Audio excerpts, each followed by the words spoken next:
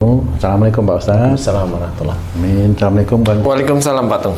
Umum ini penyakit ini Pak Ustaz ya, kita mau belajar lagi tentang penyakit katarak. Katarak itu kan kalau dulu biasanya diderita oleh orang-orang yang sudah umur ya, umur udah lanjut. Tapi kadang-kadang ada juga katarak itu dialami oleh usia muda Pak Ustaz, sekitar 30 gitu. Sebenarnya akhlak seperti apa sih yang menyebabkan orang itu bisa terkena katarak itu Pak Ustaz? Bismillahirrahmanirrahim. Assalamualaikum warahmatullahi wabarakatuh. Waalaikumsalam warahmatullahi wabarakatuh. Amin ya rabbal alamin. Alhamdulillah. Jadi memang katarak ini bisa dioperasi oleh teman-teman dokter, itu bisa dioperasi, dibuka lapisan luarnya ya. Dibuka lapisan luarnya, istilahnya dikletek. Akhlak yang berhubungan dengan seseorang yang berpenyakit katarak itu insya Allah orang tersebut itu biasanya kalau dikasih masukan itu menolak. Biasanya menolak itu diem bisa, jadi nggak langsung menerima. Dia punya pendapat lain, punya pikiran lain, punya pandangan lain yang selalu tidak cocok dengan orang yang memberi masukan. Berbenturan pendapat gitu ya, berbenturan pendapat, istilahnya pendapatnya merasa lebih baik atau merasa lebih benar, itu seperti itu. Jadi sehingga oleh Allah Ta'ala sama pandangan dia yang merasa lebih benar, pandangan orang lain dia stop, dia tutup, tidak mau mendengarkan atau tidak mau memikirkan, tidak mau dia pikirkan.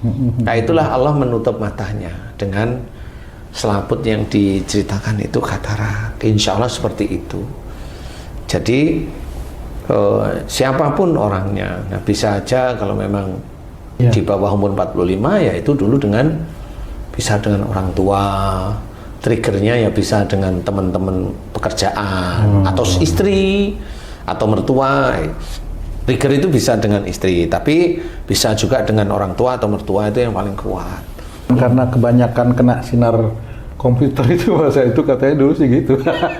Kebanyakan kena sinar apa namanya sih? Ultraviolet gitu. Iya. Tapi kamu dulu pakai komputer nggak? Jarang. Jarang. Terus kalau istrimu pakai komputer nggak dulu? Oke. Katarak nggak? Enggak. Ya kalau sudah jangan dibicarain. Jangan jadi acuan. Jangan jadi acuan. Jangan kalau jadi enggak. acuan ya. Dan temennya istrimu katarak enggak? Enggak ya, sudah jangan jadi acuan ya, seperti itu. Itu hanya alasan membenarkan analisa dia aja. Kalau memang mau di ini ya sudahlah. Karena memang komputer ya ada. Coba aja lihat aja di antara 100 orang pemain komputer katarak enggak di umur 40 kan gitu ya. Rata-rata ya enggak, kalau orangnya itu bisa menerima masukan, enggak. Insya Allah enggak. Nah itu karena memang adikmu memang waktu itu biasanya kalau dikasih masukan terus diem gini. Ya kesannya itu kayak yang dengerin tapi nolak, seperti itu. Gitu ya. Siapapun orang yang berkatarak begitu. Mau suami dengan istrinya, istri dengan suaminya katarak ya begitu-begitu itu. Kalau dia katarak di bawah umur 45, biasanya dengan orang tuanya diberi masukan atau dinasehatin, atau merasa dia dengan orang tuanya itu nggak cocok kalau punya pendapat. Jadi berbenturan istilahnya. Dan itu kalau dia emosi, bentukannya sudah emosi, glukoma bisa muncul. Jadi nggak cuma katarak, glukoma karena dia ada marah yang tidak cocok dengan pandangan. Seperti itu. Nah, kasus-kasus katarak ini sebenarnya kalau memang mereka itu berubah dan belum menutup semua, insya Allah itu kalau memang teman-teman yang berkatarak ini mohon ampun, kemana nih kalau belum di umur 45, sebelum itu ini biasanya dengan orang tuanya. Coba evaluasi dulu, merenung. Kalau udah lihat YouTube ini, merenung, kemudian diingat-ingat sama siapa ya saya yang sering menolak itu, ibu mamanya, atau bapak umpamanya, atau dengan mertua umpamanya, kan seperti itu. Bisa mertua. Ini ya bisa loh. Oh, saya dengan mertua saya. Nah itu mohon ampunlah kepada Allah Ta'ala jika sering berbenturan pandangan dengan mertua, atau dengan orang tua berbenturan pandangan dengan ibunya atau dengan siapa. Itu minta maaflah terus menerus, kemudian mohon ampun kepada Allah Ta'ala jika katarak ini disebabkan karena selalu menolak pandangan dari orang tua, menolak masukan dari orang tua. apa yang dikatakan orang tua atau mertua itu nggak cocok aja dengan orang tersebut. Nah ini yang menyebabkan munculnya katarak. Insya Allah seperti itu. Jadi terpacu muncul lapisan baru. Saya nggak tahu itu lemak apa itu mati apanya namanya selaputnya, wallahu alam ya. Tapi intinya katarak itu menutup mata, menutup pandangan. Jadi kalau umpamanya seorang di atas umur 45, dia umpamanya umur 60, katarak, atau 55 katarak, ini biasanya dengan pasangannya. Jadi katarak kalau di atas umur 45, umpamanya di 55, 60 umpamanya. Nah, ini biasanya dengan pasangan. Kalau memang mamahmu, ya itu dengan papahmu. Kalau diberi masukan itu ngotot. Kalau itu, maaf ini Pak Ustadz, masukan itu tentang apa kira-kira Pak Ustadz itu? Macam-macam. Jadi masukan itu kalau mamanya papahmu itu ngasih masukan tentang agama atau tentang keseharian, mamahmu itu nggak cocok gitu. Jadi pendapat papahmu itu nggak cocok, selalu salah aja. Nah itu yang menyebabkan akan menutup nanti mata. Nah itu katarak. Dan itu harus mohon ampun kepada Allah Ta'ala, minta maaf sama orangnya, kemudian istiqomah dikerjakan. Mudah-mudahan ini nanti membuka. Karena saya pernah menangani orang yang katarak. Ya katarak, ya sarafnya mati. Saraf matanya mati, jadi dia tidak bisa melihat. Allah. Dia dituntun ke sini, itu dituntun dulu. Setelah saya kasih tahu, awal itu kalau dikasih tahu memang orang katarak dan saraf mati itu susah memang. Saya nasihatin tuh, saya mah diajak debat malah. Ya akhirnya saya juga tanya lah, ibu itu mau sembuh apa ngajak ayel-ayelan? Saya memberi nasihat, makanya mata ibu itu ada katarak, ada saraf yang mati, makanya ibu itu nggak bisa ngelihat. Coba dengerin saya tanya sama ibu. Ibu dulu kalau diberi masukan sama suami sering nolak, sering ngajak berantem. Ibu merasa pintar, ibu merasa pandangannya lebih benar daripada suami. Iya apa enggak? Saya tanya. Ya beliau jawab, iya Ustadz. Mbok ya berubah. Kalau ya tahu itu berubah. Saya ngasih nasihat, diajak debat. Lah kalau ibu pengen sembuh ya nggak ketemu di sini. Saya memberikan nasihat, lah diajak debat. Coba ibu mikir sekarang, sama seperti kalau saya dokter, saya suruh minum obat, Bu ini obat tetes mata, diayeli. Lah kan nggak ketemu jadinya, lah kan pusing kita itu. Akhirnya saya tanya sama suaminya, memang betul istrinya ngajak debat aja pokoknya. Ngajak debat aja, lah Bu kan benar suaminya ngomong seperti itu. Bu ya ibu kalau ingin sembuh, nurutlah sama nasihat saya.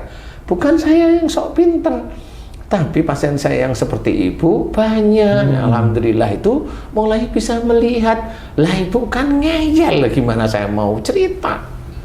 Akhirnya beliau mau, sekali, 2 kali, 3 kali, 4 kali, mulai dia jalan tidak dituntun sama suaminya. Nah di situ saya baru, nah kan ibu udah ngerti. Iya Ustadz. Pada waktu mamanya di ruangan itu kan saya ganti kursi, yang dulunya kan hitam, saya ganti krem, kan gitu. Ngomong, dia masuk itu, Ustadz kursinya kok ganti krem, dulu yang hitam mana? Loh, ibu udah bisa lihat, ya dikit-dikit ya bersyukurlah. Saya yang kaget saya. Nah seperti itu. Dan banyak kasus, makanya kalau saya memberi nasihat, dengarkan. Sebenarnya nasihat ini sama seperti Allah menceritakan, wa idza quri'al Qur'anu fastami'u lahu wa ansitu la'alakum turhamun. Jadi kalimat dalam Quran ini tetap harus dibawa. Jika ada orang membacakan Quran, ya Quran itu isinya nasihat, cerita-cerita yang baik yang harus dikerjakan kita, maka dengarkan, perhatikan agar kamu mendapatkan rahmat. Saya memberikan pada ibu, Bu, mbok jangan ngeyel, mbok yang nerima dengan suami. Ini tetap nasihat baik. Di dalam hadis juga orang disuruh untuk hormat pada suami, kalau itu istri. Disuruh untuk diskusi, musyawarah. Kan harus mau mendengarkan. Itu juga ada dalam Quran. Kalau suami salah disuruh memaafkan. Kan nggak ngeyel namanya. Nah ini sebenarnya nasihat ini kalau di awal itu dilawan ya emang nggak bisa, saya ngomong nggak bisa Bu. Nah mulai setelah beliau itu paham, ngerti, nah kan diizinkan oleh Allah Ta'ala bisa mulai melihat. Jangan langsung ingin itu langsung melihat, lah saya kan bukan Tuhan, saya memberikan nasihat, kalau itu dikerjakan mudah-mudahan. Tapi ada orang kadang-kadang bisa aja dia maunya sembuh. Lah, saya kan bukan Tuhan. Kalau kamu memang pengen sembuh, doa aja sendiri, minta pada Tuhan pengen sembuh, kan gitu ya. Kalau saya ceritakan, saya hanya memberikan nasihat. Kalau ibu nurut, bapak nurut, insya Allah diberi kesembuhan. Oh, saya juga pernah kok ada bintang 2 polisi. Itu buta dua-duanya, glaukoma. Ya alhamdulillah beliau itu datang ke sini, Ustadz saya pengen dinasihatin. Loh saya Pak bingung, nggak tahu glaukoma nggak ada obatnya di dunia. Iya. Kan gitu. Setelah saya nasihati mau, alhamdulillah beliau melihat mata dua-duanya sampai sekarang. Alhamdulillah. Masya Allah. Itu kebesaran Allah. Walaupun beliau itu jenderal bintang 2, tapi mau mendengarkan. Kan gitu. Tapi bagi orang-orang lain, yang orang-orang muslim yang lain, bintang 2 belum, bintang 1 bukan, Bintang 7. bintang 7 pusing, dinasehatin, ngeyel lah. Ya nanti kalau memang sakit, katanya ini dosa saya digugurkan. Lu dosa banyak kok digugurkan. Dan emangnya bunga jambu gugur kan gitu ya. Nah inilah yang harus kita ketahui, bahwa katarak itu insya Allah itu dari, kalau diberi masukan itu nolak. Nolak aja hatinya, nolak. Jangan. Kalaupun mau nggak cocok, normal. Orang itu pikiran dia sama pikiran kita kan beda. Yang penting kita tidak menolak. Intinya adalah kita itu mau mendengarkan. Kalau tidak cocok, berarti kita itu diuji oleh Allah Ta'ala, oleh seseorang yang tidak cocok dengan kita, dan kita disunahkan untuk mendengar dengan beristighfar, dengan bertasbih. Tidak usah marah, apalagi seiman, udah cukup. Karena itu lebih mulia di hadapan Allah Ta'ala daripada orang yang tidak cocok tersebut cuap-cuap terus, buat di YouTube kayak, atau dia udah biarin aja, dia menyebarkan fitnah seperti itu. Makanya kenapa kalau memang seperti orang lain, coba katarak, bisa nggak itu dibaca-bacain sembuh? Ya nggak bisa. Dibaca-bacain gimana? Kok orang pintar? Ya nggak bisa. Jin itu tidak ada yang ngurusin katarak. Yang ngurusin katarak itu Allah. Harus kita kembalikan pada Allah Ta'ala. Jin itu ngurusin kanker? Nggak ada. Jin itu malah ibik, dia itu bikin kanker malah tambah sakit. Seperti itu. Kalau ada orang bilang kankernya sembuh, itu bukan kanker, itu cuma rasa sakit, bukan kanker. Insya Allah seperti itu. Ustadz, saya punya teman saya ini udah lebih tua, udah 60 tahun ke atas. Kena katarak dua-duanya nih Ustadz. Dioperasi lah. Temen dua-duanya. Dua-duanya ini kena katarak nih. Ya, dioperasi. Kan tidak bersamaan nih 2 orang operasinya. Tapi haji ngamati. Yang satu operasinya berhasil, bisa melihat. Yang satu nggak berhasil. Nah, yang saya tanyakan, akhlak apa yang membedakan 2 orang ini gitu loh? Yang satu berhasil, yang satu nggak berhasil. Walaupun pada dasarnya mempunyai sifat yang sama. Yang Ustadz betul, temennya begitu. Iya. Ngeyel aja. Iya. Oke. Jangan tanya kenapa nggak berhasil. Nah, ya itu saya nggak tahu. Karena saya nggak ikut operasi. Mungkin ada akhlak yang lebih di lain itu gitu. Kalau lebih, insya Allah saya coba jawab ya Ji. Jadi gini, yang berhasil itu sebenarnya dia imannya sudah mulai bagus. Dia tobatnya kepada Allah Ta'ala sering. Dia bersyukurnya walaupun nggak sering banget, tapi sudah mulai lancar. Biasanya dihentikanlah ujian tersebut oleh Allah. Nah yang satu nggak berhasil karena memang orangnya ngeyel masih. Jadi masih merasa dirinya itu ya benar aja. Nah itu nanti sampai akhirnya bisa aja malah sarafnya bola matanya mati sampai nggak bisa melihat. Karena apa? Dia ngeyelnya lebih tinggi dari sana. Memang dia itu temen nongkrong dulu di masjid, tapi merasa benarnya ya kuat. Nah, coba Haji amati beneran, diingat-ingat teman yang berhasil sama yang nggak berhasil, bener nggak? Ini bukan berarti mau menjelekkan temen ya, tetapi ini kita harus belajar. Coba Haji, kira-kira mana? Bener yang mana nih uraian yang tadi saya ceritakan? Bener Ustaz. Yang mana yang bener? Yang belum berhasil itu memang seperti itu sih. Sampai sekarang gitu ya kayaknya. Sampai sekarang. Astagfirullahaladzim, malah aku yang istighfar ya, astagfirullah. Nah itulah makanya belum tentu orang yang nongkrong di masjid, maksudnya itu kan juga sholat di masjid, berjamaah di masjid, itu ya bisa bebas dari penyakit. Enggak, itu tergantung akhlaknya. Kalau Haji kan akhirnya, oh emang bener ya. Nah temennya yang satu, memang dia setelah mulai ngeyel, memang ada perubahan. Insya Allah itu yang diizinkan bebas oleh Allah Ta'ala. Tapi tetap katarak itu menyimpan lagi, masih apa, dia masih punya genetik, masih punya kemungkinan untuk katarak lagi. Nah ini kalau memang dia tahu, faham, kemudian dia berubah, hijrah ceritanya dari yang dulunya itu kalau diberi masukan mengcounter, dia kemudian nerima, diberi masukan nerima. Oke, setuju, insya Allah hanya gitu-gitu aja. Kalaupun memang nggak setuju ya boleh saya usul kan gitu, boleh. Kalau mamanya begini-begini ini gimana? Nah ini usulnya kan baik, bukan menolak sebenarnya. Ini bukan sok pinter. Nggak sok pinter. Jangan mamanya begini-begini, salah itu, itu sok pinter.